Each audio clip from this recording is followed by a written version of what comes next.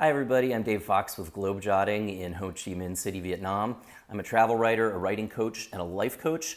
And about a week ago on the 9th of April 2020, I hosted my very first webinar entitled Coping with Coronavirus Chaos.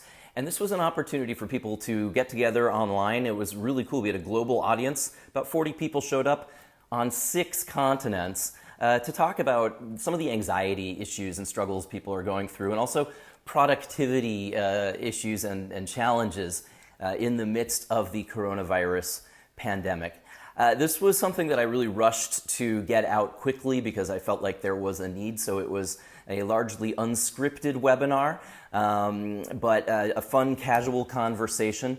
There were a few technical glitches, number one, because this was my first time doing this, and number two, because, as I mentioned, I live in Vietnam and the internet gets just a little bit glitchy and challenging at times. But overall, it was, like I said, a fun and I hope informative conversation. If you missed it live, I am putting the replay up online for you to watch right now. One last thing I will mention is that I am looking into putting together some group anxiety and productivity coaching programs specifically in regards to the coronavirus pandemic, because I know a lot of people are struggling right now. Some people might not be able to afford one-on-one coaching, but this will be an opportunity for people to come together as a small group of maybe 5 to 8 people. We'll do this online, and we can all talk about some of the challenges and the struggles we're facing.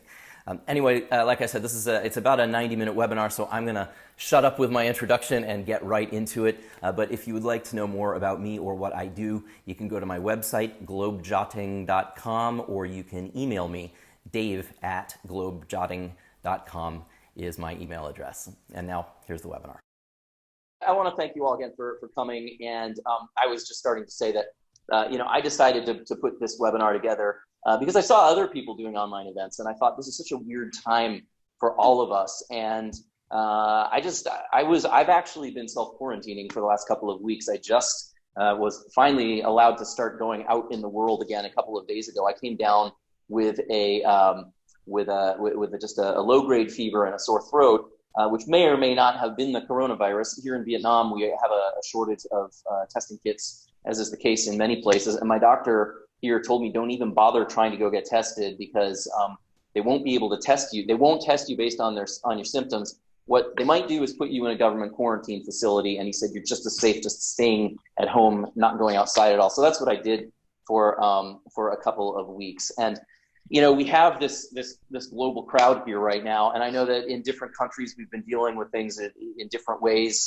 We have different rules in different places. And the virus, as it's kind of spread around the world, different people have been affected in different ways at different times. And I just thought that this would be a nice way for us to come together and talk about really the emotional side of the coronavirus. And so I think most of you probably know at least a little bit about who I am. Some of you guys are friends of mine, and we've been friends for a long time. Some of you are my writing students. Some of you are my coaching clients, either my writer coaching clients or my life coaching clients. And some of you guys just heard about me in the last couple of days. I won't give a long-winded description of who I am, but just a really short version. My name, as you know, is Dave Fox. I'm from the United States originally. I consider Seattle my American home, though I've lived in quite a few different places in the US. I've been living in Southeast Asia for the last 9 years. I was in Singapore for 4 years, moved to Vietnam, Ho Chi Minh City, Vietnam, in 2015, and Ho Chi Minh City, or Saigon as we call it, out of laziness sake. That's the old name for the city. I consider it my home now. Somebody asked me the other day when I said, well, I'm American, but I live in Vietnam. He said, well, but where's your home? I said, well, actually, this is my home now. I mean, I've been here for a while. I feel very much at home here. A question a lot of people have been asking me is do you feel safe in Vietnam? And the truth is, yeah. The government here has done a really remarkable job of clamping down on the virus. We have, as of this morning, it's nighttime here now. As of this morning, 251 confirmed cases in the entire country. About 90 of those have recovered completely, and 0 fatalities. And one person, a couple of friends said, well, I don't believe that. I think, there must be more cases than that. And well, yes, of course there are more cases than that, because we can't test everybody right now. But some people have said, well, I think the government is just keeping those numbers low so Vietnam doesn't look bad. No, I disagree with that. And the reason I disagree is that actually the government here, they're trying to scare the hell out of all of us right now into taking this seriously. They want us all to stay inside. The rules here, the restrictions have gotten tighter and tighter and tighter. And it would not be to the government's advantage in any way to minimize the risk. They are really trying to impress upon us how serious this is. So I think, the government here took very strict and swift action. Schools here have been closed since late January, and they're probably not going to reopen this year, which is a tricky thing. I know in a lot of more developed countries, everybody's moved to distance learning, and schools that can do that here are doing that. But it's important to keep in mind that when you go out into rural areas of Vietnam, this is still, parts of this country are quite poor. And so you can't assume that a family has access to the internet. You can't assume that a family has a computer. So distance learning, remote teaching is much, much more difficult to put into place here than it is in some areas. Nevertheless, schools have been closed since late January. It's been required since early March. You cannot go out in public without wearing a face mask. It's illegal. And I know there's been a lot of debate in some countries, are face masks effective or aren't they? And in the United States, there's been a lot of concern about, well, we can't all wear face masks because then there won't be enough to go around for the healthcare workers who really need them. It's an interesting thing. People here wear face masks all the time. The motorbike is the preferred method of transportation. And we wear face masks just to keep dust out of our mouths, and you can buy them at any convenience store. And so we have no shortage of face masks here, and you're not allowed to go outside without wearing one. And that's been the case for quite a while. Since early March, anybody flying into Vietnam from any other country has had to undergo a mandatory 2-week quarantine. And this is one of the ways that the government really has helped to stop the spread of the virus. And they've got I've read up to 45,000 people in these government quarantine centers. It's a huge, staggering number when you consider only 251 confirmed cases. Now, if you get sent to one of these centers, my understanding is you do get tested. They are testing everybody who's being quarantined, but a lot of the cases that have been confirmed here have actually been coming in from other countries. And so the government just said, fine, if you want to come into Vietnam, doesn't matter whether you're Vietnamese or whether you're foreign. If you've been in another country and you come into Vietnam, you go into a mandatory quarantine. And they were letting the airlines know, please tell your passengers before they board the plane, if they land in Vietnam, they're going to be quarantined. If they don't like that, then they shouldn't come here. So the government here has been really strict, and I think that really has helped to keep the numbers down.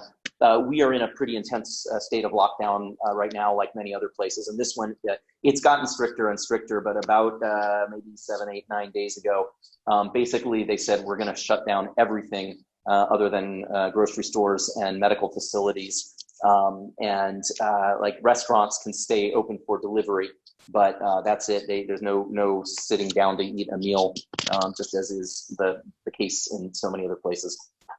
Anyway, there's a lot going on, and I won't ramble on about what's happening in Vietnam too much longer. If there is time, we can talk a little more later about what's going on in some of the various parts of the world where you guys are located. But I want to just jump into really the heart of why I wanted to put this together today, which was to talk about just some of the emotional stuff that a lot of us are going through. And I was starting to say just a quick story of my background and who I am and why I'm doing this.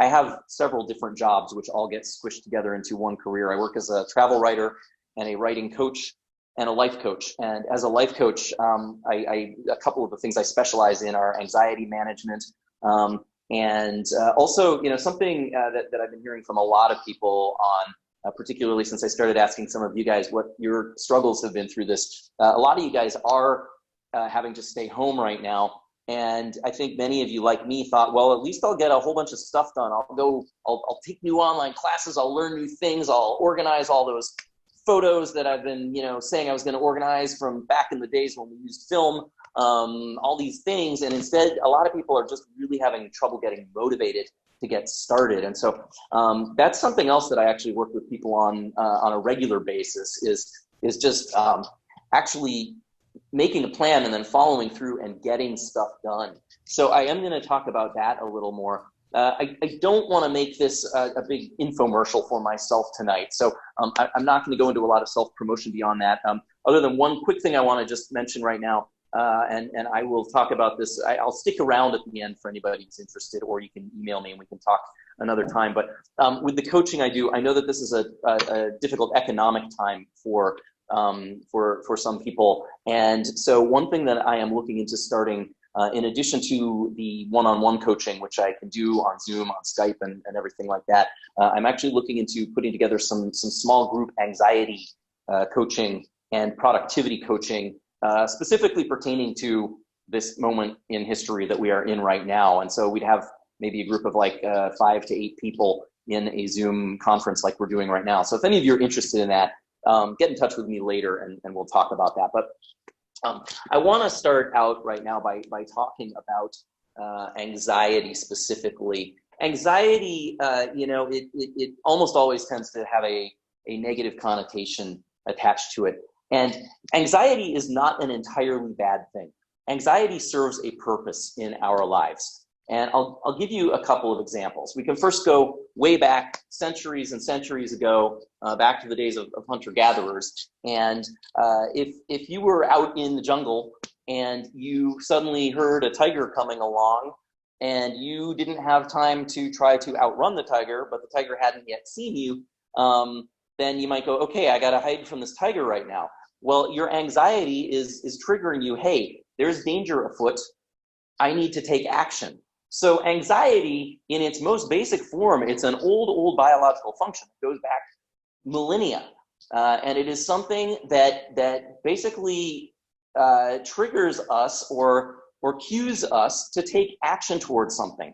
Now, we can take this into more modern terms. If you go back to, let's say, your high school days, and it's the afternoon, it's a Tuesday afternoon, and you got a test on Wednesday morning. And you're going home from school and you're thinking, all right, I want to go out and hang out with my friends for a while. And then you go, oh, except I have this test, uh-oh. And you start to get a little nervous. You start going, I'm going to fail this test. I better study for this test. Your anxiety was telling you, you got to do something, you got to take action. So anxiety in its most basic form, it's an old biological function, and it's saying, you need to do something. Now, where anxiety becomes problematic is when it becomes excessive or when it becomes open-ended, when we don't know what action to take. So and I'll go back to this idea a little bit later, but this concept of positive anxiety versus negative anxiety. The type of anxiety that many people right now are feeling in regard to the coronavirus outbreak is negative anxiety, although there is some positive anxiety happening as well. For example, I'm concerned that I might get sick if I'm not careful. I'm going to wash my hands a lot. Okay, that's anxiety talking to you, and it's trying to keep you safe. But it can run away, and when anxiety starts to really spin out of control, it can manifest in all kinds of different ways. We think of it as worry or restlessness, but it also can show up as just being irritable. I've talked to so many people, friends of mine, family members, who have just kind of like lost it recently for something maybe not even having anything to do with what's really stressing them out, which is the coronavirus. And in fact, I've caught myself a couple of times recently just getting really angry about situations that happened to me years ago that are resolved, that I haven't even thought about in years. And it's like it's just coming back to me right now. So it can show up as anger. And I think that's important to keep in mind, not only for yourself, if you have these moments of anger, but also, I've talked to a couple of people recently and they said, yeah, this other person, they just really blew up at me. Like I barely even looked at them and they just exploded at me.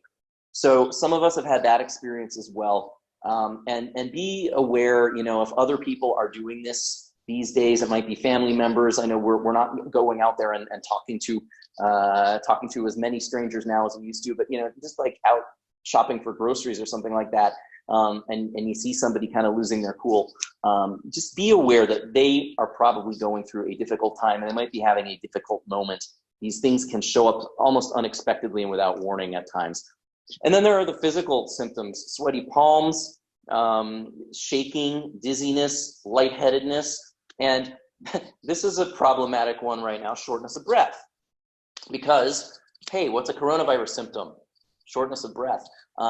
So about 3 weeks ago, I was actually on my way out to meet a friend for the evening, and I just started taking my temperature, which my doctor told me in hindsight was maybe not a good idea, but I was taking my temperature a couple times a day, just out of curiosity. I started doing that because here in Vietnam, they actually won't let you enter a supermarket without taking your temperature first. And so I just thought, well, maybe I should just be monitoring myself a little bit. But I was going to go meet a friend, and I had a slightly elevated, it was a slight fever. It was 37.5 Celsius, that's 99.6 Fahrenheit. So I'm not in that serious fever range. I felt totally fine. I never would have known anything that I was getting sick if I hadn't done this. I woke up the next day with a sore throat.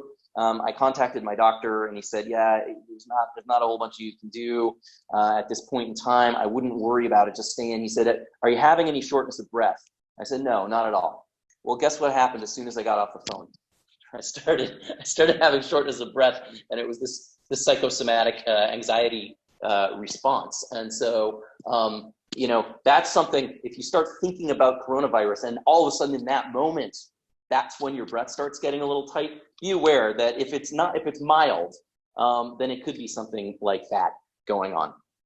Now, the American Psychiatric Association, the way they define anxiety, I looked this up earlier today, their definition of anxiety on their website, at least in one spot, is anticipation of a future concern.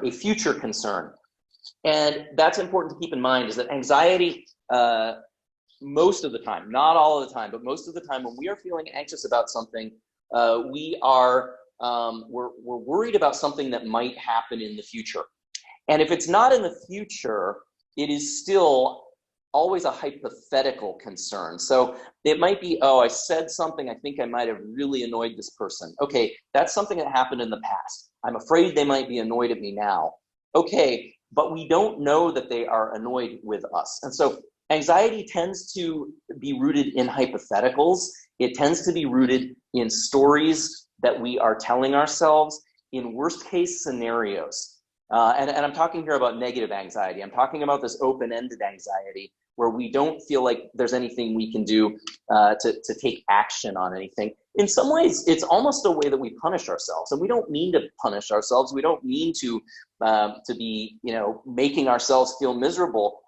But when our minds just start to spin with worry, it is a way of kind of what I call self-bullying, where we are being a little bit unkind to ourselves. But again, we don't do this with intent. We don't realize that we're doing it. It's just a reaction. It's a reaction to something that's going on, which we don't really know how to control. Very often it's just a feeling of being out of control. And the reality with what's happening with the coronavirus is that we are all out of control in one way or another. We don't have control over what's going on right now. There are things in our life that we can take control over, and I'll get back to that in a moment. But a couple of things you can do to try to reduce your anxiety, and I'm talking in general terms here now, not only in terms of the coronavirus. This is something that you can that you can keep with you for the rest of your life. There's been a lot of talk in the last few years, and this has become a buzzword, and some people are sick of the expression, but I'm going to use it.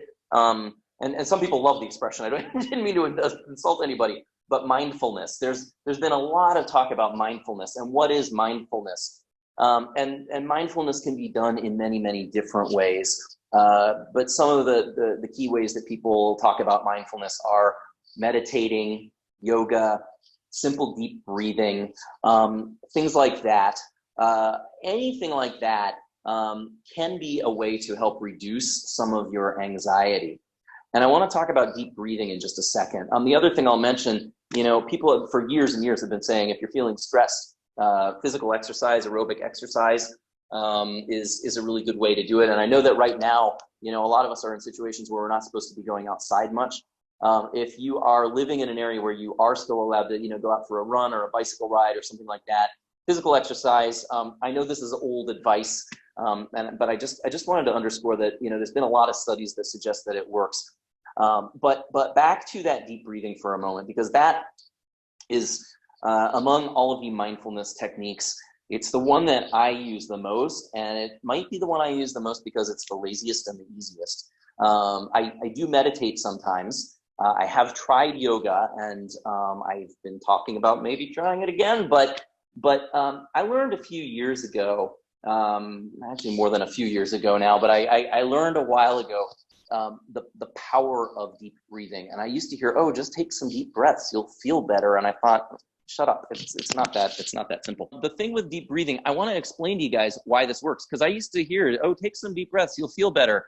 And I thought, oh, come on, it can't be that simple. Well, actually, it is. In fact, I'm going to encourage all of you, while I'm talking, just try this right now. Take just some deep, slow breaths in and slow breaths out. You don't have to do this if you don't feel like it, but you might try it while I am talking about this. There's a physiological reason why deep breathing works. If we go back to that old scenario I talked about of you're living in the days of hunter-gatherers, and there's a tiger in your vicinity, and you want to go hide from that tiger, and you don't want the tiger to find you. One thing you might do is you might stop breathing, or you might make your breathing really shallow. And to put this in an analogy that I think more of us can relate to, if you remember back to when you were when you were a child and you were like playing hide and seek, and maybe somebody was really close by and you could see them, they were looking for you, but they couldn't find you, and you were trying to be as quiet as you possibly could. You might keep your breathing shallow so that you would be as quiet as possible. Because if you breathe deeply, I don't know if you guys can hear me now or not, but you can hear people when they're breathing deeply. You can't hear people when they're breathing shallowly. And so keeping our breathing shallow, again, it's this old defense mechanism that goes back centuries in terms of when we were feeling a threat. What has happened, though, just in terms of the way humans have evolved, is that we still have this ingrained in our heads that if there's a threat, we make our breathing more shallow sometimes. And there's an it's an ancient biological response that we still do today. Now, when you breathe more shallowly, I think that's a word. When you breathe with greater shallowness, you know what I mean? What that does is you're bringing a little bit less oxygen into your brain. And your brain, you don't notice it, but your brain on a much more subtle level, on a subconscious level, starts to notice, hey, there's less oxygen coming in right now. If you've ever had the experience of swimming, and maybe you went a little too deep and you were just barely, like you were struggling to get above water, if you've ever been in a situation where your breathing was cut off for a short temporary period of time, but a little bit longer than just see how long you can hold your breath for, where you were just starting to get a little nervous about, am I going to get a breath in time? You know what that panic begins to feel like. And so if people aren't breathing enough, and we can talk in an extreme case of someone who's drowning, okay, where people really start to panic and they're flailing their arms and that kind of thing, because there is a legitimate fear of dying at that moment. Well, that's an extreme case, but what happens on a much more subtle level is that when we make our breathing more subtle, it triggers in our brain a very slight panic response. And we might not even feel like we're panicking, but on a low level, that's where we start to get some of this low-level anxiety. So it becomes a vicious cycle. We get nervous, we breathe more shallowly, and then because we are breathing less deeply, it starts to trigger this panic response in our brain. We don't acknowledge it. We don't see it as a panic response because it's not full-blown panic. But it's a very subtle thing that's starting to happen, and then it can become cyclical, and it will amp up our anxiety, and it just makes things worse. So pay attention to your breathing. I've over the years just trained myself. Anytime I'm starting to feel anxious, if I'm able to just stop myself for a moment and take some deep breaths, it really does help me to calm down. And you may or may, my guess is if you try this, you'll notice some benefits right away. the more you do it, it's kind of like building a muscle, or practicing an instrument or a sport or anything. The more you do it, the better you get at it, and the stronger of an effect it will have. So keep that in mind. I see there's been a lot of chatting going on. Kreig, you were in the Australian military at one point. You just said try box breathing. You want to explain to us? Can I bring your audio up for a second, Kreig? Do you want to tell us what box breathing is? Let's see there. Let me unmute you here. Yeah, okay. Yeah, we can hear you now. So box breathing is a technique where you go through a process of holding your breath, breathing out, breathing in, holding your breath again. It's a technique that a lot of divers, particularly military divers, use. But it does exactly what you're talking about, as it actually lowers your heart rate. It actually helps you to focus. A fantastic technique. So not just simply not just breathing shallow, but box breathing is a technique that people can practice to absolutely reduce anxiety.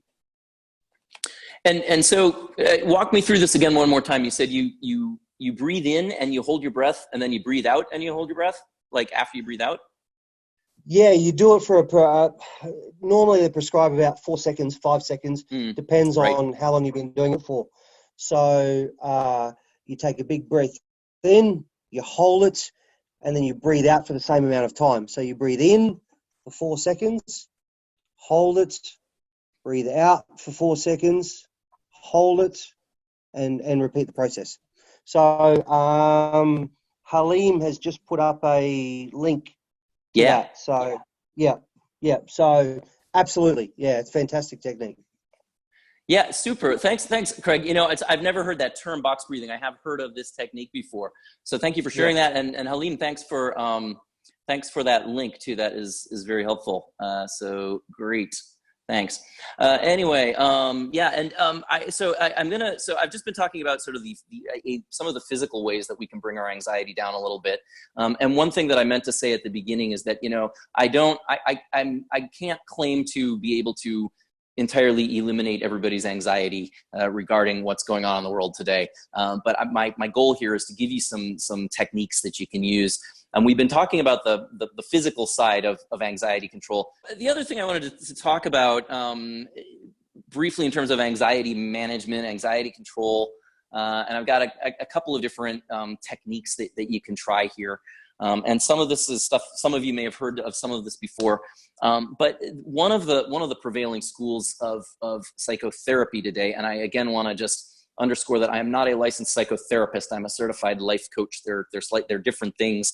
And so there are certain things I can work with people on, and certain things that I absolutely cannot work with clients on. But cognitive behavioral therapy, or what I am allowed to call cognitive behavioral techniques or cognitive behavioral coaching, it's actually a very, very simple process that anybody can learn how to do with themselves. And it's something you can work through with a coach or with a therapist. But once you learn how it works, actually some of the most effective work you can do with cognitive behavioral techniques, or cognitive CBT for short, is just once you learn how to do it with yourself, it can be really powerful stuff. And I told you guys, I threw this together, this whole thing together really quickly. I'm having major technology problems. And so I hope you all like this PowerPoint presentation that I've prepared for you here, about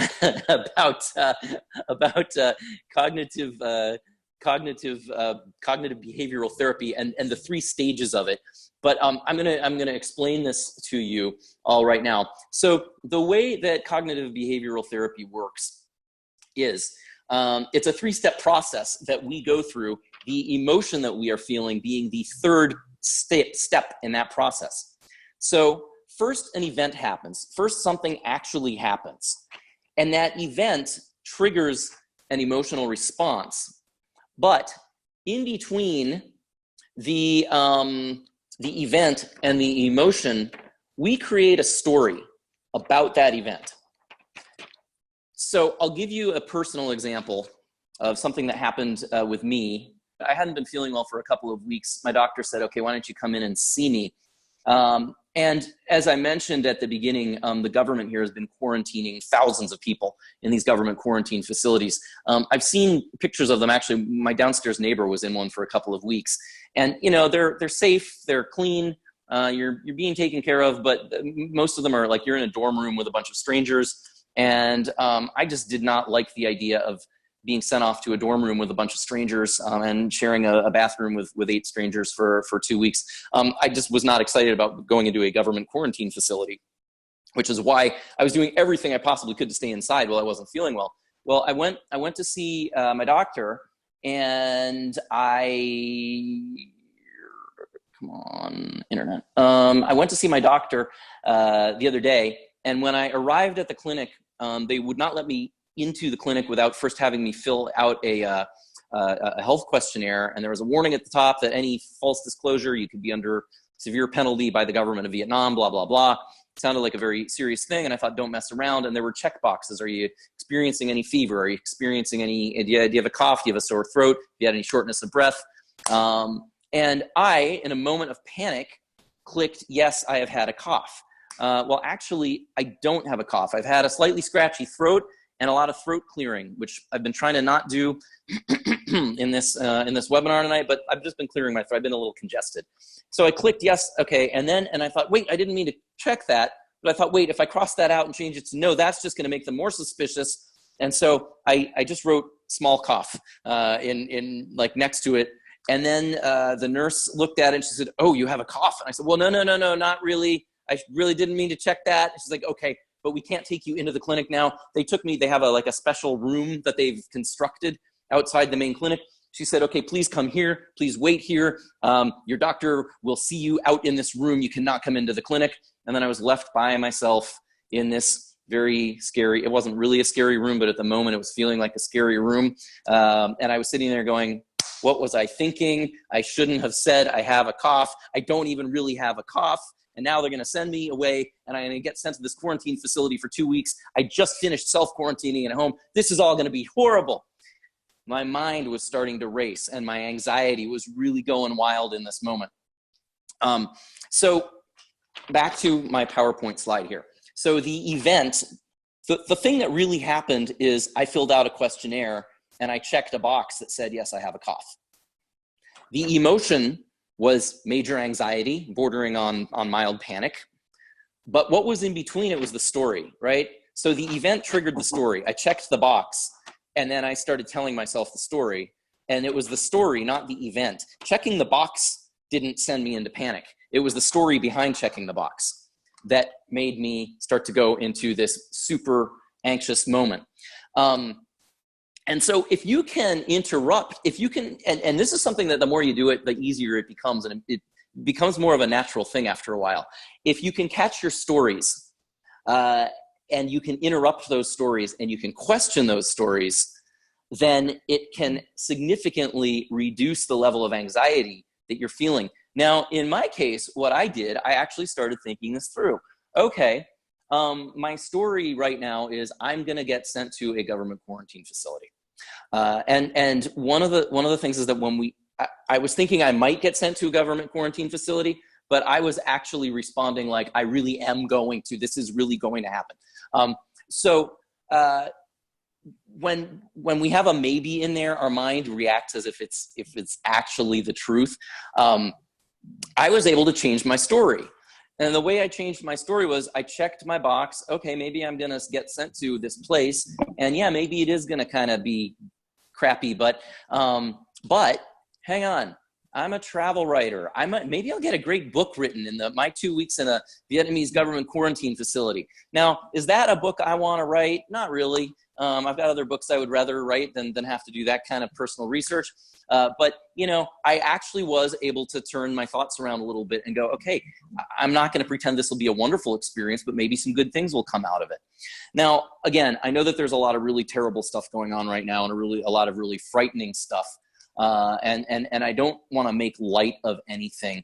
But the point here is that very often this open-ended anxiety, this runaway anxiety where we can't do anything about it, if we can take a look at our story and figure out what it is that if we can interrupt that story or change that story or question that story, it can make a big difference in how we respond to things. In terms of what's happening right now, I know that people have a lot of worries. We're worried about our own health. I might get sick. We're worried about perhaps, if our parents or our grandparents are still living, we're worried about them. We're worried about infecting other people. People are worried about, I might lose my job, or I have lost my job, and what am I going to do now? And these are serious things, and it's absolutely legitimate to be worrying about them. But try to catch yourself if you're finding your worries really running wild, and ask yourself for a moment, have I looked at every version of this story, or am I living in the worst case scenario? Because what happens is people live in their worst case scenarios, and that is a key thing that will trigger anxiety. So if you can try to find ways to step away from your worst case scenario, identify your story, and see if there are perhaps other versions of it, if there might be a less extreme version of it. Or are you looking at hypotheticals, which is what I see happening a lot right now? I'm worried this is going to happen to me. It hasn't happened yet. Where are you right now? Is the risk there? Yes, but it has not happened. And if you can try to start to look at some of the other possible outcomes, it might help to reduce some of your anxiety. Now, again, I want to go back to this concept of positive versus negative anxiety, or we can call it productive versus unproductive anxiety. Productive anxiety might be, I might get sick. Therefore, I need to be really careful about washing my hands, sanitizing my hands, wearing a mask, all those things that we are being advised to do. I might infect someone else. Okay, same steps we can take. I'm worried that I might lose my job. Okay, are there preliminary things you can do right now to be prepared for that? Are there things you can be doing so that if that moment comes, that it will make it a little bit easier for you? Things like that will really help you. And I want to also tell you about a woman. She is a self-help guru who has, and I know that term self-help guru might scare some of you off, but, and here, this is my only other PowerPoint slide of the evening. Her name is Byron Katie, and her website is thework.org, one word, all one word, THEWORK, thework.org, Byron Katie. And she has a great book called Loving What Is. And I'll warn you, the introduction to her book and the first chapter seem a little melodramatic, and get beyond that, because once you get beyond her initial story of how she got to where she is today, it's really powerful stuff. And what she has, it's sort of a twist on cognitive behavioral therapy or cognitive behavioral techniques, and it's something that you can do on your own. And she's got just 4 very simple questions that you can ask yourself, and then what she calls a turnaround. And so the first thing you need to do is identify your story that is causing you anxiety or causing you some sort of emotional pain. And so, like in my case, I'm going to get sent to a quarantine camp. So question number 1, is that true? Well, in the moment that I was having this worry when I was in my doctor's office, the answer to that was, I don't know. I don't know if that's true or not. Question number 2, can you be absolutely certain that that is true? So again, in my situation, could I be absolutely certain that I was going to be sent off to one of these quarantine facilities? No, I couldn't. Questions 3 and 4 become the really powerful ones, in my opinion. Question number 3, how do you feel when you think this thought? So my answer, in the moment when I was having this little panic attack, okay, yes, I was feeling super anxious. I could have answered it in terms of, I'm sure that my breathing got shallow. My mind was racing with worry. I was beating myself up. I was going, Dave, you idiot, why did you check the box that said you had a cough when you don't really even have a cough? So, beating myself up and panicking and picturing this terrible room I was going to get sent to for 2 weeks. All of the negative things that were coming into my mind, that was my answer to question number 3. How do you feel when you think this thought? And then question number 4, who would you be without this thought? Who would you be without this thought? And my answer to that in that moment is a hell of a lot calmer. I wouldn't be having this panic right now if I didn't have this story in my head, this thought in my head of I'm going to get sent to this place and it's going to be terrible. So then comes what she calls the turnaround. And I'm going to give you, this is kind of I could spend an hour explaining all of this, but I'm going to move this along. But the turnaround is basically you look for opposites to your story. So one opposite to my story, I am going to get sent to a quarantine facility, would be I am not going to get sent to a quarantine facility. And then a follow-up question to every turnaround is that true or truer?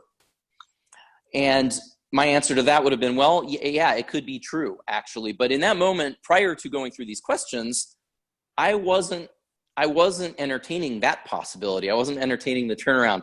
Maybe I'm actually not going to get sent to this quarantine facility. In my mind, I was just so certain that this was about to happen.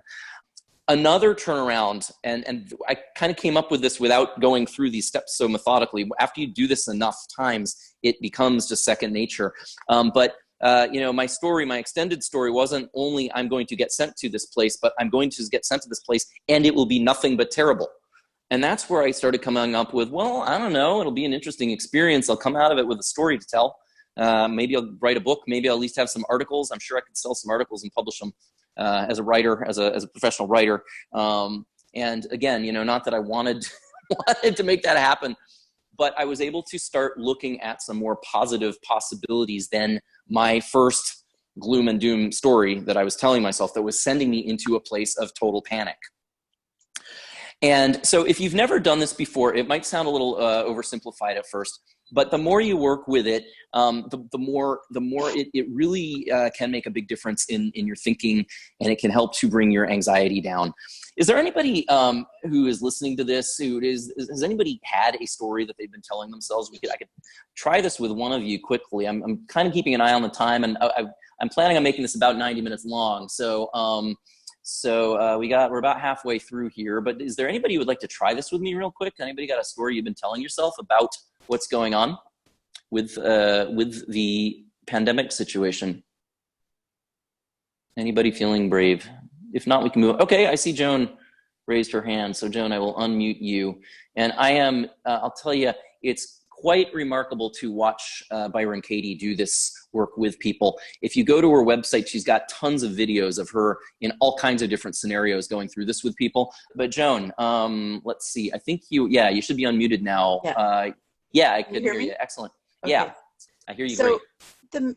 The main concern is that the virus is out there.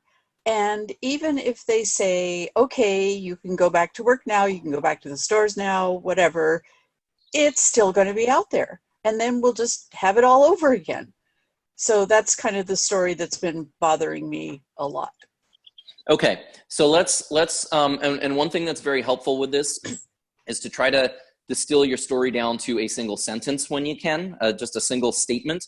And one other thing I'll mention is that especially when you're getting started with this, it is more effective when you write these things out. Now, we're not going to do that right now. I'll do this with you live.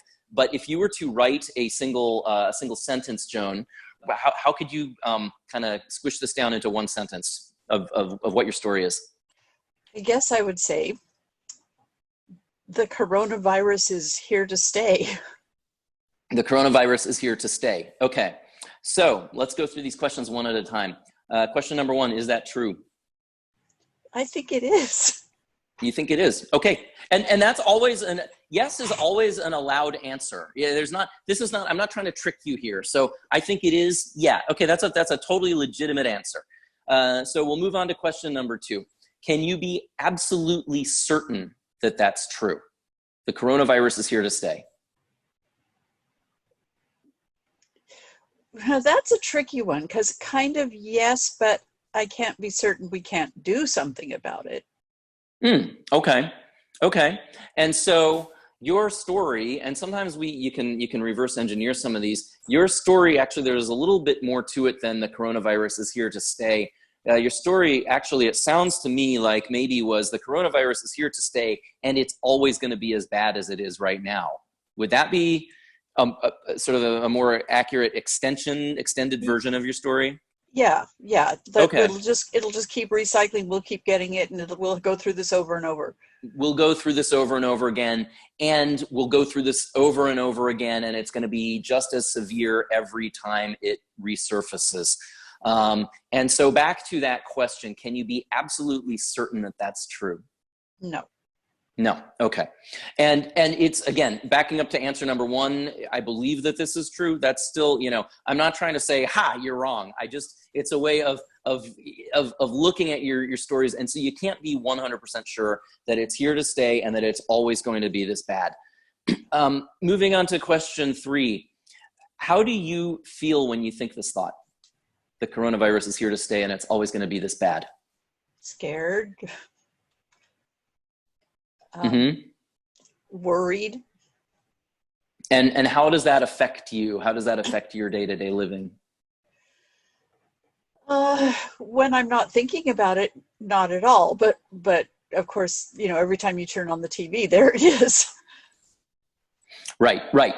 I'm going to get to television in a moment. That's a different topic that I do want to address today. But so when you have this thought, you feel scared, you feel worried, you feel anxious. It's your anxiety. It really ratchets up your anxiety, this thought.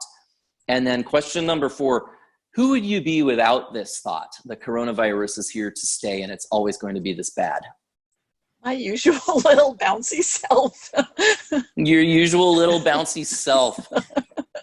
And I'm thrilled to hear you say that. And reality is, even if we had a guarantee that it's not always going to be this bad, even if we had a guarantee that it's going to go away, you'd still probably be anxious right now, and with very good reason. We're all anxious, we're all scared, we're all worried, okay? But it was interesting, something you said in your answer to question number 3, when I said, you're feeling anxious, you said you're feeling anxious, you're feeling scared. And you said, I don't always feel this way, but whenever I'm thinking about the coronavirus. Yeah.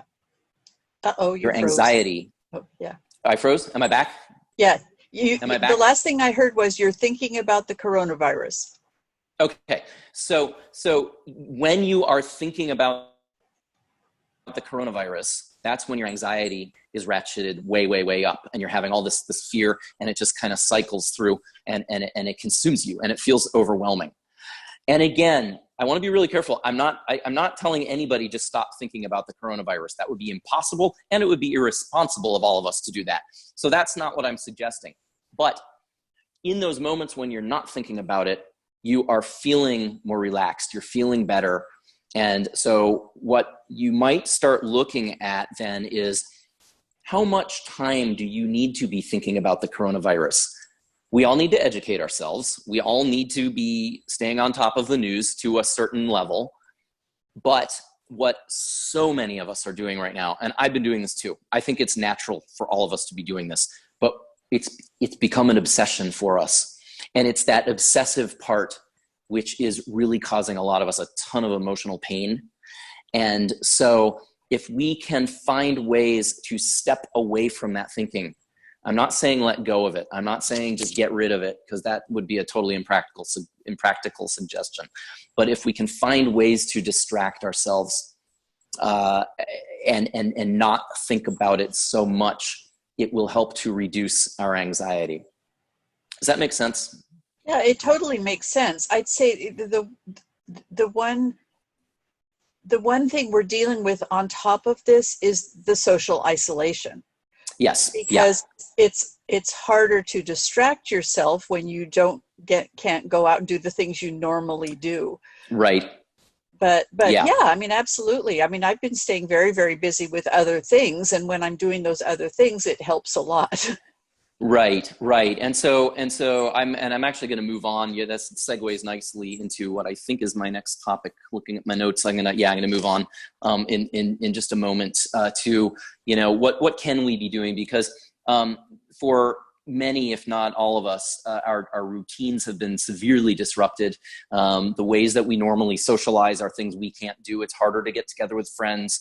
So it's just like there is a lot of social isolation that we're having to go through, which really is hard. It really is hard. And so I'll talk. I'm gonna move into that more in just a couple of minutes. Let me just wrap up with you real quick on because we haven't gotten to your turnaround yet. So I want to do that quickly before I move on, Joan. So your original story was the coronavirus is going to keep resurfacing. It's going to keep coming back, and it's always going to be this bad. So the turnaround, and there are sometimes multiple turnarounds. A turnaround is kind of like an opposite. It's looking at a sort of any way that you could contradict your statement. So can you give me a statement that is a contradiction to your original story? That science is going to find a way to address the coronavirus so it can be controlled. Okay, so what you're doing, yeah, but I want to go back to, so take your original statement here. Mm-hmm. So the coronavirus is going to keep coming back. So we're going to do this, keep it super simple. What's the opposite of the coronavirus is going to keep coming back? The coronavirus is not going to keep coming back. Very good. Yeah, it's that simple, right? Or if we go with our longer version of your story, the coronavirus is going to keep coming back and it's always going to be this bad. Can you give me another turnaround? The coronavirus may come back, but it's not going to be this bad. Yeah, so you get the hang of it. And then the follow-up question you can always ask yourself to your turnarounds, and there may be several of them, is this true or truer than my original statement? I'm thinking it's true. You're thinking it's true? Yeah. You're thinking it may be, yeah. And sometimes the answer to that is I don't know. Again, this isn't like a mind game where I'm trying to sort of play gotcha, see you were wrong. But when we do this with ourselves, when we go through these questions and this turnaround with ourselves, what it does is it goes back to that, put up slide number 1 again, event, story, emotion. It interrupts our story. It's the story that triggers the emotion that causes the anxiety here, right?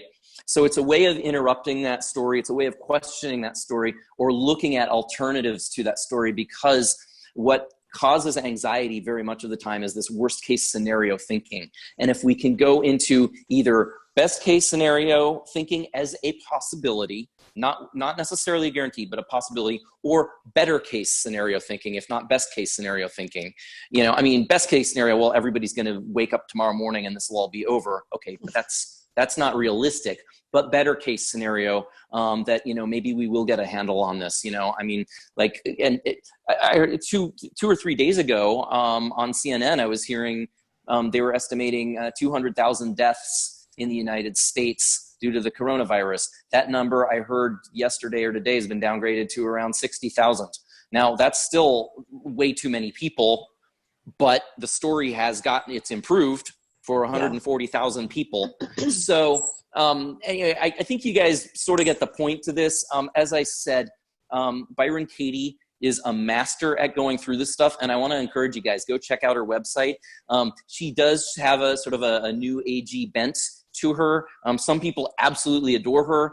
Some people, it takes them a little time to warm up to her. And I've had a couple of my coaching clients say, it's not really my thing. So fair enough. If it's not your thing, it's not your thing.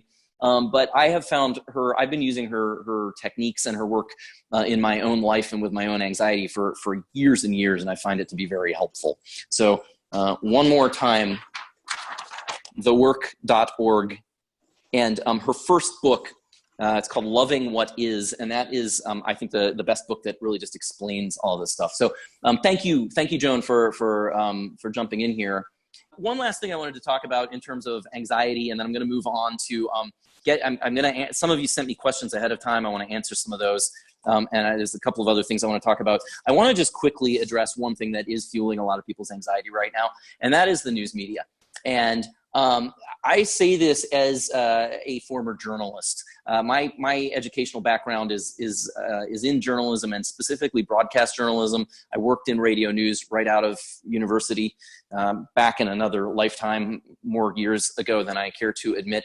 So I'm not anti-news media. I don't want to beat up on them. Actually, I think they get beat up on more than they deserve at times. But one thing I want you to all understand right now, it's important, it's very important that we are all keeping up to date on the news, but I'm hearing from people who are going through a sort of news addiction where they can't turn it off. And I've heard of people talking about this even before this was going on with other things going on in the world, with politics. I've heard it from Americans regarding American politics. I've heard it from people in the UK regarding Brexit, where they just couldn't stop watching the news. And one thing I want you to understand, I'm going to talk about broadcast media and I'll talk about online media as well, like just print, what used to be called print journalism, written news reports. But when it comes to broadcast news, with this 24-hour news cycle where we can turn on 24 hours a day, CNN, BBC, Fox News, Al Jazeera, pick your network, we've got the option of having news coming into our homes 24/7.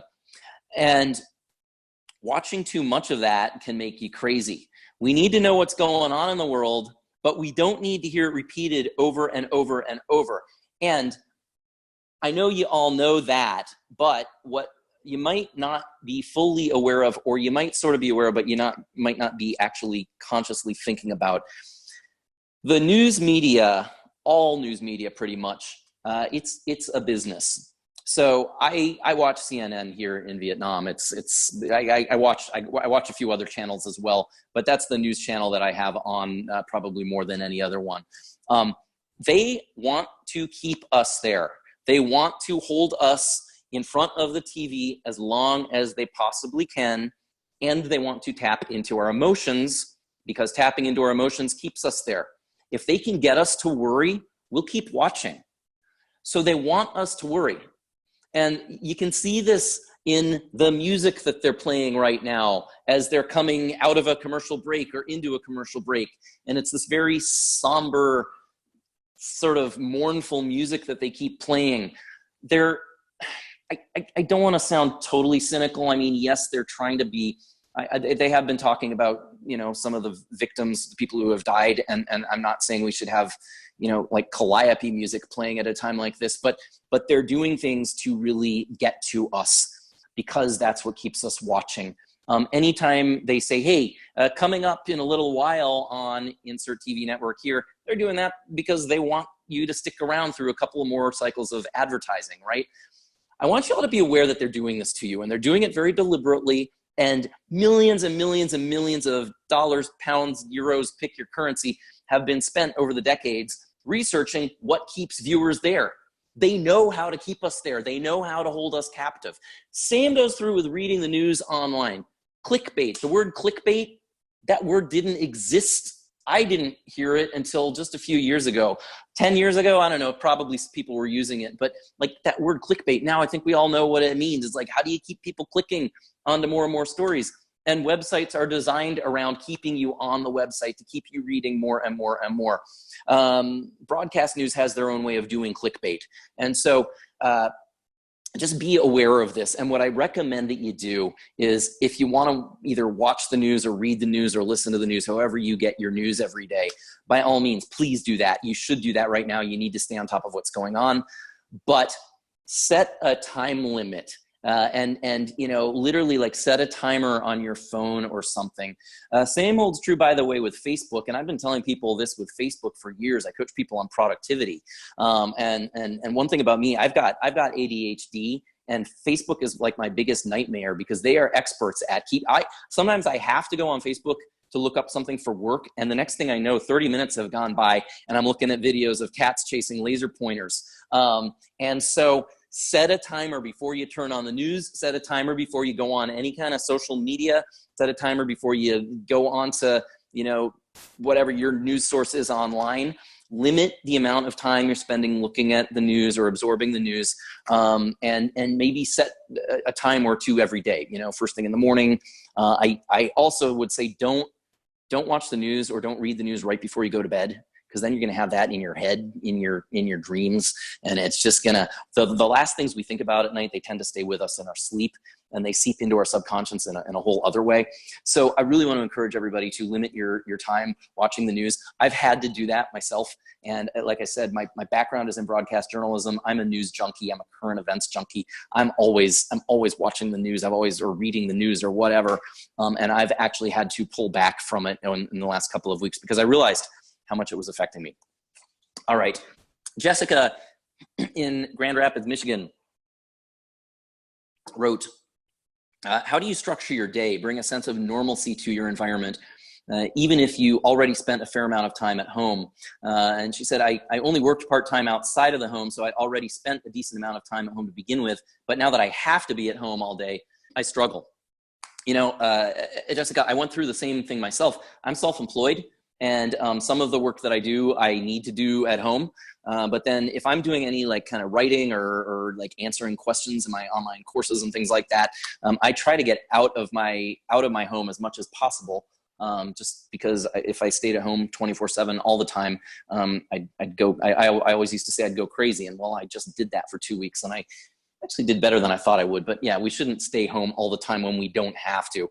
So this has been a big change in my routine, even though I haven't been affected like many people have, where suddenly I don't go to work every day. I don't have, if you're used to going to an office every day, there's a social element to work for many people, and that's just been taken away from a lot of people. But in Jessica's case, she's saying she already was spending a fair amount of time at home and was only working part-time outside the home. But how do you structure your day and bring a sense of normalcy to your environment? And that is so important. The first part of that, bring a sense of normalcy to your environment. The reality is that these are abnormal times, and we are having very normal reactions to abnormal times. But I think one of the challenging things about this is that we don't know how long this is going to go on for. We don't know how long the severity of the virus is going to be with us. Those of us who are in communities, and this is, I think most of us at this point, in communities where we are being told to stay home as much as possible. The rules vary from place to place in terms of how much you're actually allowed to go out. But if we knew for sure this is all going to be over in 2 weeks, I think this would be a lot easier. I think we could all just say, oh yeah, okay, I'm going to mark my calendar for April, whatever 2 weeks from today would be, 23rd or something like that. I'm going to mark my calendar, and I'm going to be home for the next 2 weeks, and then, hey, it's going to be over, and this will all be done. If we all could do that, it would make this so much easier. It's some of what's getting to us is this unknown. We don't know if it's going to be 2 more weeks or 2 more months or longer than that, and there's just no way to tell. And so there's a lot of uncertainty, and that uncertainty is causing anxiety in a lot of us, and I include myself in this. Actually, a quick personal story: when I went into self-quarantine, first couple of days, my doctor said, just stay home until you're feeling better. So the original directive from him was, if you're feeling better in 3 or 4 days, you can go out. And I remember it was about day 3 or 4 that I really started to get antsy and really anxious. And I was going, I can't do this. I can't do this much longer. I'm going to go insane. Then I realized, okay, no, my symptoms are severe enough that I need to do what's being asked of everybody, which is a full 2-week in-home self-quarantine. And once I resigned myself to that and I had an end date 2 weeks out, actually the next 10 days became a lot easier for me. And so we don't know how long this is going to go on for, and that makes this tricky. But what I would suggest all of you do if you're struggling right now, our routines have been thrown so out of whack, but try to create a new routine. And so what I have done, I started self-quarantining on a Wednesday night, and I work with my coaching clients online, typically Monday through Wednesday. So I started quarantining we'll say Thursday morning. Well, Thursday, I got nothing done. Friday, I got nothing done. I thought, okay, I'm going to have to work this weekend then because I haven't done any work Thursday or Friday. Same thing, Saturday, Sunday, I got nothing done. What finally got me back to work was Monday rolled around. I had some clients booked, And that got me into a more of a pattern. But what I started doing was making up a work schedule every day. And I would do this before I went to bed, or I might do it sort of as I was wrapping up my work for the day.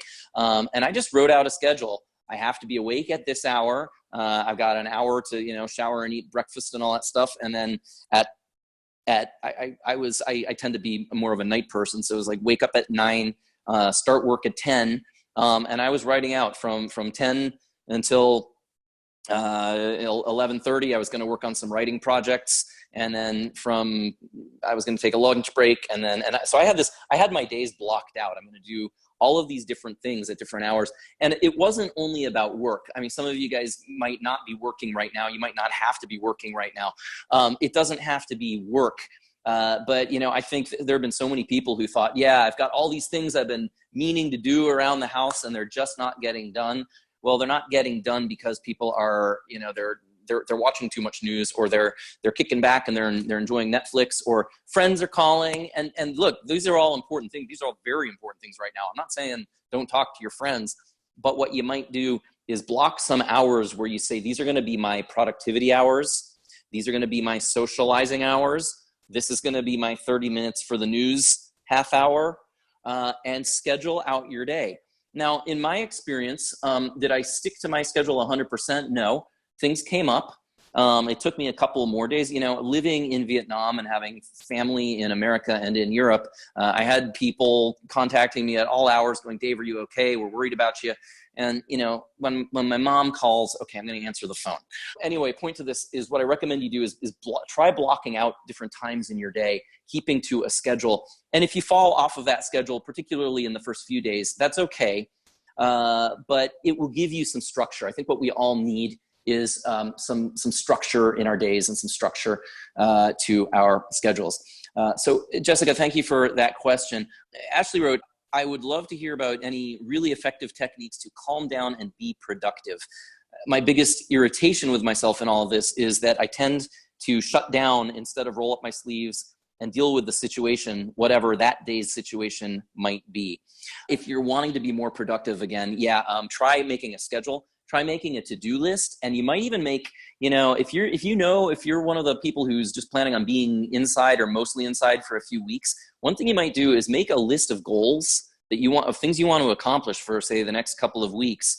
And if there's something really big that you've always wanted to get started on, maybe it's something you can't do in 2 weeks, but maybe as a writing coach, I'm going with a literary example. If you've always said, I want to write a book, well, you're not going to write a book in 2 weeks probably, but maybe these are the 2 weeks where you start that book, where you do an outline. Maybe these are the 2 weeks where you take a class. Sorry, I wasn't trying to make this a shameless plug for my online writing courses, but this could be anything. If there's something you've always wanted to learn, there are online courses right now for like everything under the sun. And take a look at, like, all of my courses are on Udemy, UDEMY, udemy.com. They have courses on everything you can possibly imagine.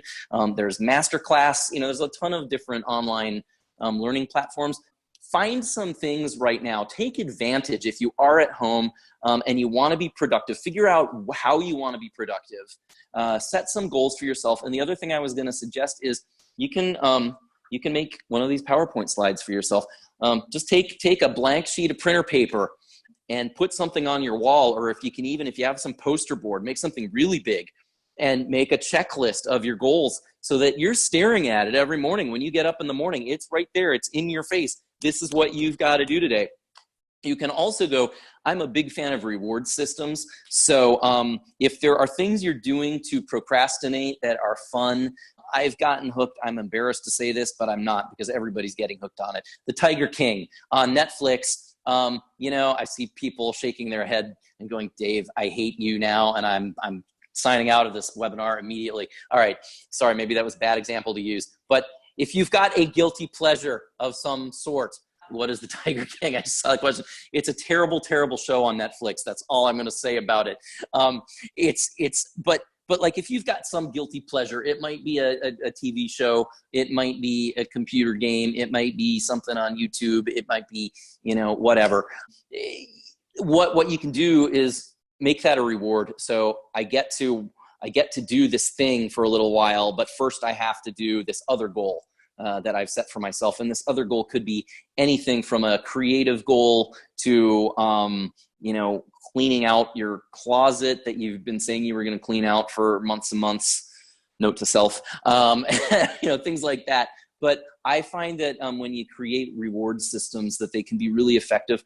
And again, I encourage you to write them down, write out a little contract with yourself. There's something about the act of doing it that makes you more likely to follow through with it. Okay, I got everybody talking about Tiger King in the chat room now. Anyway, all right, I'm going to move on to, let me just take a look and see if there are any other questions along those lines. I think I've covered most of that. Sort of along the same lines. I had a couple of questions about, how can I make some money while I am stuck at home? I know some people have lost their jobs. Some people are on a work hiatus right now. They're not getting paid at the moment. And I am not a money guy. I'm not a financial advisor. Economics just confuse me, and so I don't want to give a lot of hardcore financial advice here. But I will say this, as somebody who's been self-employed for 9 years now, and you could argue even many more years than that, because I worked as a tour guide. I was a contract tour guide for many years before I moved to Asia 9 years ago and went full-time freelance.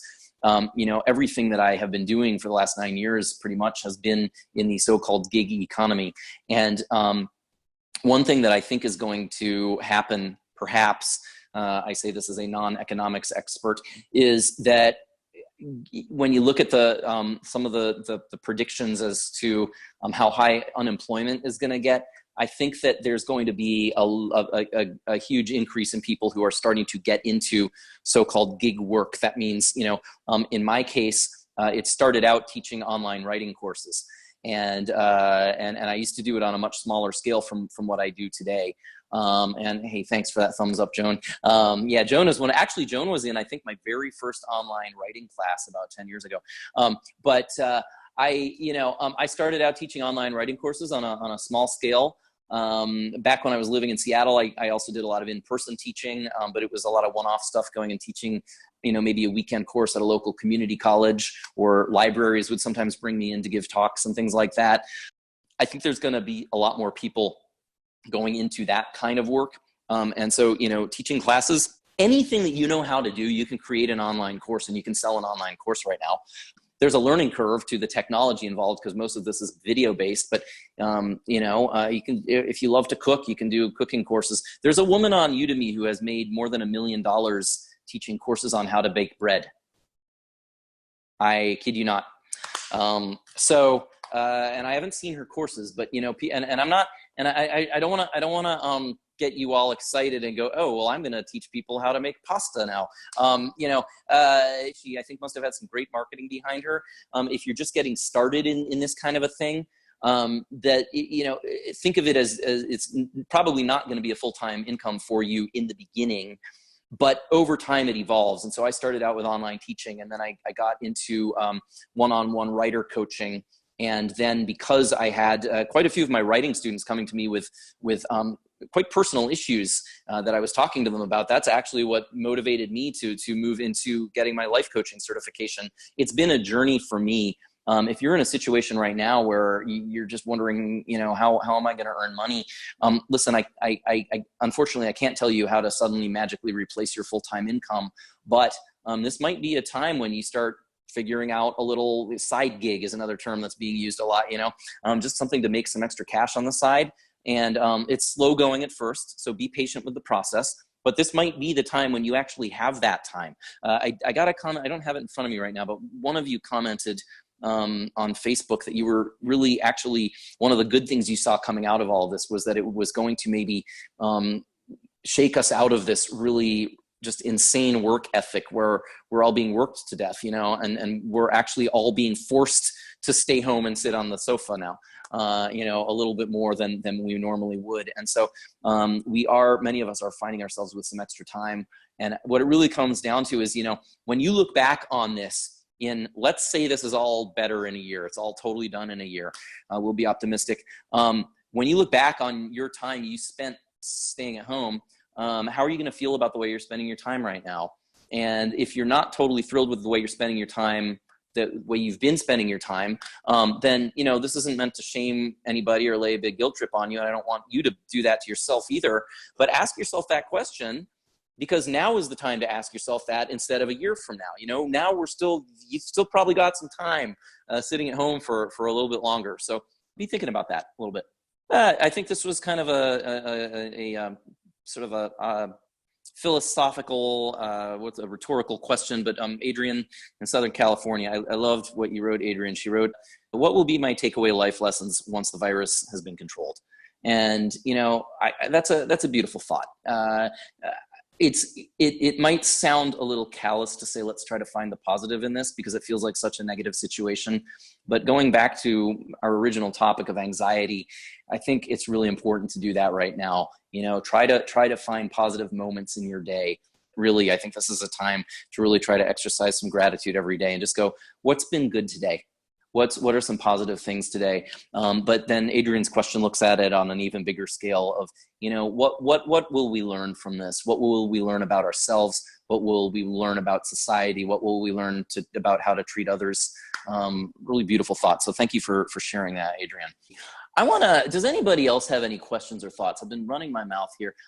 It's weird when I teach my online courses, my lessons are like 5 to 10 minutes long, and then I get to take a break and stop. And I've just been talking. I do love that I can see many of you, because I do feel like I'm talking to an audience instead of just a blank camera. But does anybody have anything they would like to either ask me about anything I've said, or just any thoughts you'd like to share? I'd be happy to bring your volume up if there is anyone. Is that a hand being raised, Deb? Were you raising your hand, or were you just, okay, great. And if there are others, I'm sorry, I can't see all of you at once, so I have to keep toggling between screens here. But Deb, I think your audio is on now. I just wanted to thank you for doing this, Dave, in your usual generous style of offering us lots of very valuable information. And I was just looking, and I see a little bit of play about writing groups and books. And I wonder if you've thought about maybe doing something around book, going the long haul writing, in addition to some of your other classes. You mean in terms of, are you talking teaching a class about how to write helping a book? us, like I want to write a book. And you say, you know, get an outline down. That's not that easy. And while I'm pretty much an intuitive writer, and I write pretty comfortable writing from the seat of the pantser, as they call us. But when it comes to a book, I feel like I need some kind of a pretty strong concept to a foundation to, otherwise I'll be all over the place and it'll never happen.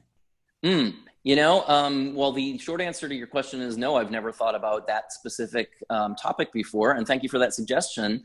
And I will think about it. You know, I had never really thought about any kind of online group coaching of any sort until this came up. And the reason I started thinking about some, you know, anxiety related coaching is that I realized that with the economy going where it is, a lot of people just can't afford my one-on-one hourly rates. And so with groups, we can do it a lot cheaper. And so that's what triggered me thinking about, you know, maybe I should do some group stuff. Group writer coaching. I've taught, you know, short-term group writing classes in the past. And not just the way I do it on Udemy now, where it's like you download my course and it's sort of a do-it-yourself thing. I have had more structured writing groups in the past, and I have thought about doing some short-term ones. Doing something with a book, that's a much longer term kind of an endeavor. I'm going to mull that over in my head a little bit. I thank you for the suggestion.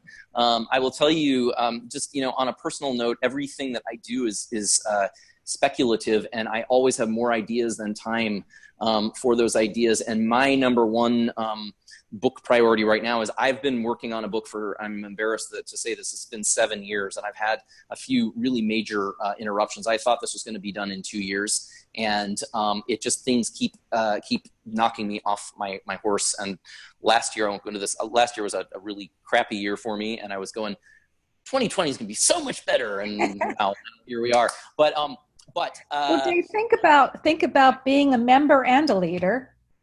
I'm bringing your book and your ideas right on in here. And I would think about Zoom, because it's wonderful to have access to you in real time.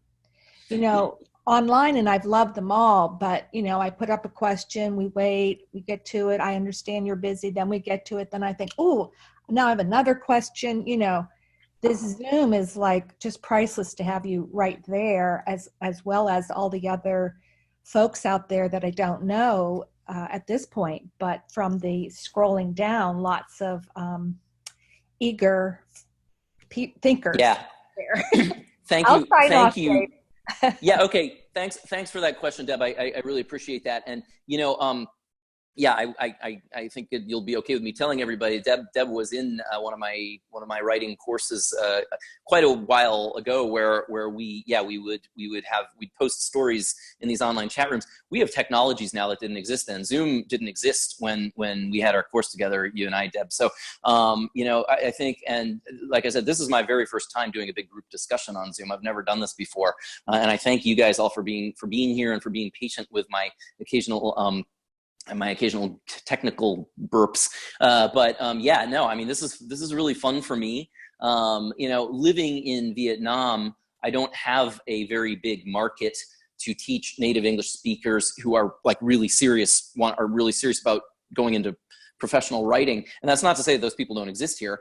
I've got friends here who fall into that category, but I have a much bigger market outside of Vietnam. And so I will think about that, you just reminded me, by the way, this is something that I meant to say at the very beginning tonight. I was either going to say it at the very beginning or the very end, but I'm going to say it right now while it's on my brain. I want you all to think for a moment about, I think most of you are, I'm just looking at faces here. I think you all remember the year 2000, and some of you can remember back a decade or two before that. But let's just go back to 2000. And I want you all to think about the technologies that we have today with Zoom, with even on a much simpler level, just one-on-one Skype video chatting, being able to stream movies on Netflix, being able to download ebooks as easily as we can today. We have so many technologies at our disposal today that are making this experience that we are going through right now so much easier. Can you imagine, like, if this had happened, if the coronavirus had struck 30 years ago or 20 years ago, we wouldn't be having this conversation. We wouldn't be able to talk to our friends face to face over video. We wouldn't be able to watch The Tiger King. We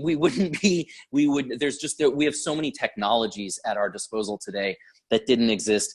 And I just, this dawned on me a couple of weeks ago that we really, in that very, I see a comment just came up that we'd be so much more isolated than we are. And so, not that we're lucky to be living through this moment in history, but we are lucky that this moment in history has arrived now and not 20 years ago. But thanks for that suggestion, Deb. I appreciate that. Kreig, I saw Kreig's hand up, so let me, computer, don't freeze on me. I'm trying to bring you back. Or maybe you can bring unmute. There we go. Okay, Kreig, talk to me. Yeah. Yeah, mate, I just want to throw a positive out there. So for starters,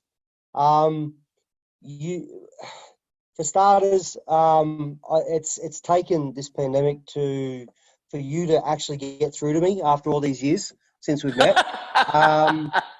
That's not true. No, well, you've been on to me for years that I need to write, and I just don't know what to write. But I'm now at a point where I actually want to invest in that with you, because there's no better guide that I can think of. But I also want to say to people, especially people in the US, see, I'm in an island nation tucked down at the bottom of the world, where we don't have states, we don't have provinces or territories, where the government went, right, we're all going to stay home. And we all went, okay, we're all going to stay home.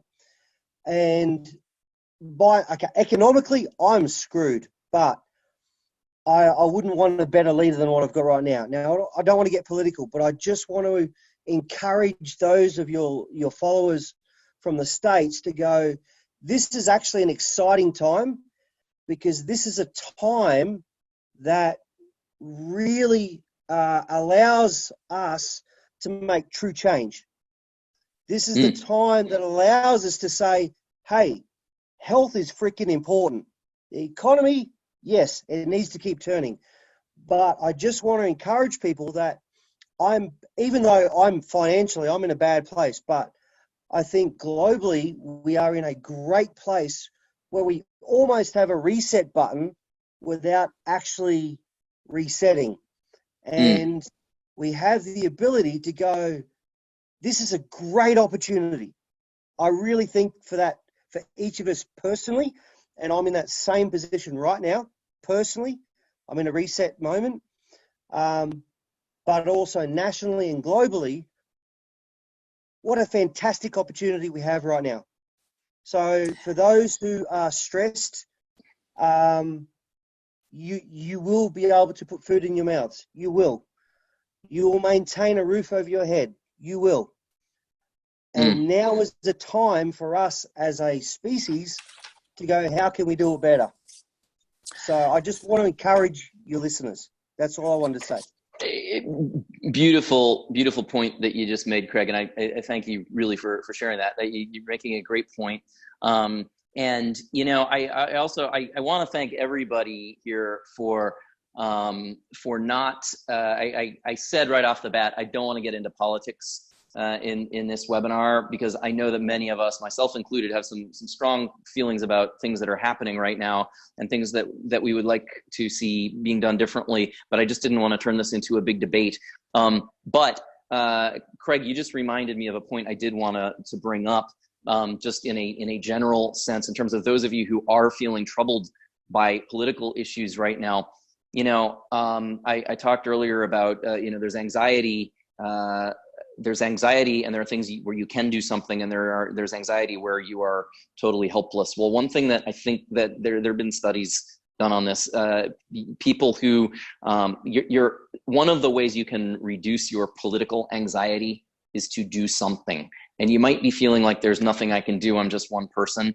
But you know what? Even if you're thinking that way, if there's something happening that you don't like, or if there's something happening that you do like, write letters, write emails to the people who influence these things. As an American, we always say, write to your congressional representatives. And if you're living in other countries, I'm sure you've got certain other similar things along those lines. So you can do that. You can go get in touch in the ways that you're able to, with your friends, with your family, with your neighbors, and talk to them about what's going on. And listen to other people, even if you think you don't agree with them. I think that, I don't know if this might be overly optimistic. I would love if somehow this would bring us somehow to a place of more kindness across the political spectrum, where people who don't necessarily agree with each other or understand each other might start listening to each other a little more, and doing a little more listening and a little less shrieking. I'm going to leave it at that on the political front. But Kreig, thank you very much for sharing that. I really appreciate that. Any other thoughts, questions that anybody wants to ask me before how are we looking on time? Okay, yeah, I can be actually moving along, and I think we'll be wrapping this up in just a few minutes here. But is there any just burning question that I have not gotten to? Thank you, Josh. I want to let you guys know, by the way, as I mentioned, my technology's been a little crazy. I would take a picture of my setup, except I can't because my phone is on a tripod and I can't reach my camera now. But I haven't been able to read all of the comments that have been going on in the chat room as they've been going through, because I've had several different screens I've been looking at. So if anybody has asked me a question and I haven't answered it, first of all, I want to apologize. If there's anything really important that you typed in the chat room, please retype it now. But I wanted to let you know, I haven't been able to watch, I haven't been able to give my full undivided attention to the chat room. Oh, and Kreig, yeah, I just saw you. Good. Kreig showed up. I want to just tell everybody again, and I don't know if we ever heard from South America or Africa. Did they ever check in? If there's anybody here right now from either of those two continents, because I was going for 6 continents and I had people from all 6 sign up. I'm wondering if we got all 6 continents in a room together. If you did, oh, Carrie from South Africa is here. Hooray. All right. So we're up to 5. Did any of the, a couple people from Brazil. I did have a couple people in Brazil sign up. I don't know if any of them are here right now. Anyway, well, hey, 5 Dave, continents. you did have a Brazil person here. I did. Yes. I saw right, somebody earlier. My very first webinar, and I got 6 continents representing. That's like my reward for the evening right there. So thank you. Thank you all, wherever you are. And that holds true for, all of you Californians and Canadians and stuff too, in the less exotic corners of the world. But Kreig, props to you, because Kreig showed up just for the very specific reason. And I see your husband tiptoeing into the room there as well, Joan. Hey, how's it going? But Kreig showed up specifically so New Zealand, so that the Oceania crowd would be represented, and well, you're actually from Australia originally, aren't you, Kreig? Is that right, or are you a New Zealander? Yeah, okay. So you're actually, I was about to say you put Australia to shame, but that probably, you didn't want to hear me say that. So anyway, thank you for being here. You get like extra points, Kreig. But wherever you are, thank you all for being here today. I really appreciate it. Let me just see. I think I've covered most of my points. Guys, this has been, I've had notes, but this has been an unscripted thing tonight, or this morning. It's tonight here. We're coming up on close to midnight here in Vietnam. But I wanted to go a couple of final thoughts. First of all, I want all of us to, when it comes to your anxiety, really be looking out for the stories you're telling yourself, and try to examine those stories and see if there might be other versions of those stories that create less anxiety for you. The purpose of this is not to avoid or ignore the truth of what's going on, but it's the stories that just spin and spin and spin out of control in our minds that are what cause us anxiety. And be asking yourself, is this useful or useless anxiety? And the simple way to figure that out is it open-ended or is it not? I just gave you an example of that a couple of minutes ago with the politics thing. So if it's something where you are feeling like, I can't do anything about this, and if you really can't do anything about it, then do what you can to distance yourself from it a little bit. We all, like I've said, we need to stay up on top of the news and all of that. But it's that obsessive thinking where we feel like there's nothing we can do about it. That is what will really ratchet up our anxiety. And that kind of anxiety does not serve us any positive purpose. On the contrary, when our anxiety reaches a certain level, it clouds our ability to make decisions. It clouds our ability to help others. And so there is nothing wrong with just stepping away from thinking about this from time to time. We all need to do that. It's very, very important. Keep in mind that this is temporary. We don't know how long it's going to last. And it could go on for longer than, well, it's already gone on for longer than we want it to. There's just no predicting. But just, keep in mind that this is going to settle down. People keep talking about the new normal. This is not a permanent new normal. Life is not always going to be like this. Some people are saying life is always going to be different. Okay, but life is, I think, going to be different in hopefully some good ways once we've finally managed to clamp down on the pandemic. So just keep that in mind, that this is a temporary thing. Those of you who are struggling right now with anxiety, with depression, really want to encourage you to check in with friends and family in the ways that you can. And also, if you're really struggling, if you're able to get in touch with some sort of a mental health professional of some kind, or somebody who can help talk you through some of this, the feelings that we are all feeling right now are completely legitimate. But if they are really starting to consume you to the point where you're feeling paralyzed or despondent, or you can't stop thinking about this, there are resources out there. They are pretty easy to find online, but if you don't know how or where to find them, send me an email. I think you all know how to reach me one way or another. My email address, dave@globejotting.com. That's globejotting with a J, like to jot something down. If you're not finding the help you need, I do have some links that I can send you to some mental health resources, because this is just, it's a hard time for all of us, but people who are really prone to anxiety and depression, it can really be crippling. But on the same token, be checking in with your friends and family, and just ask them how they're doing, and try to have some honest discussions with them. But also try to have some fun conversations. I did this webinar today because like I said, I was just sitting around sort of going, what can I do and how can I help? By the way, I never introduced, this is, many of you guys know, oh, my phone got crooked.